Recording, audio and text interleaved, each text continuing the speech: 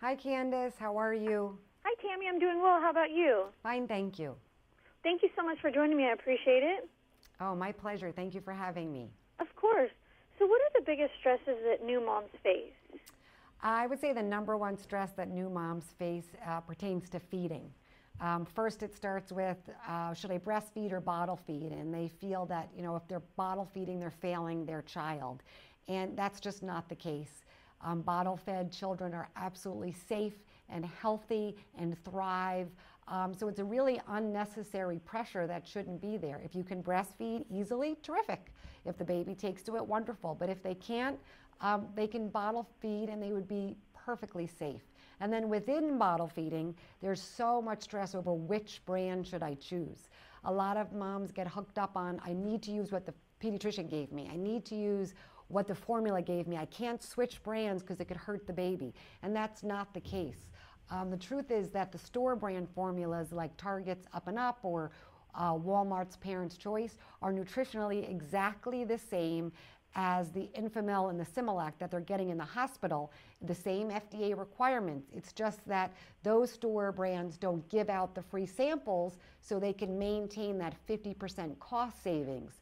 And once parents have that information, the stress of trying to attain that certain brand is really decreased. And it just requires them learning and having the information at their disposal. Absolutely. And sometimes when a baby cries, you have no idea what the cause is. How do you crack the code of why a baby might be crying? By logging it and trying to see if there's a sequence, if there's a pattern. You want to lock down and write down when you fed the baby, how much you fed the baby, and when they slept, when they woke up, when they're crying, wet and dirty diapers. It sounds like a lot, but it's really not.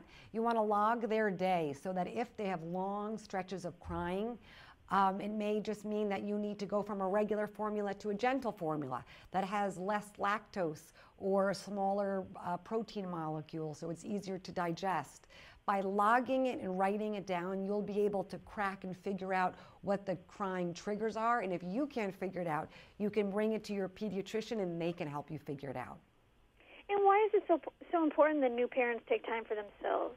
Because a stressed out parent is no good to a baby who needs them.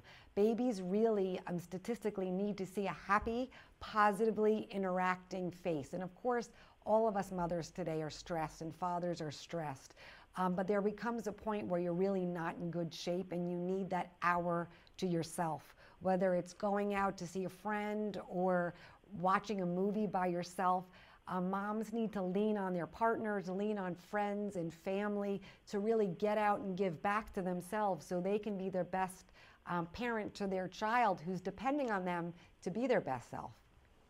And do you have any additional tips or information you'd like to share with us? There's a lot of information on storebrandformula.com. There are articles and information on the different types of ways to feed the children. And I think that more information that moms can get their hands on, the better and easier the decisions will be to make. Absolutely. Well, thank you so much, Tammy. I really appreciate it. Have a wonderful afternoon. Thank you. You too. Thank you for having me. Of course. Thank you. Bye-bye.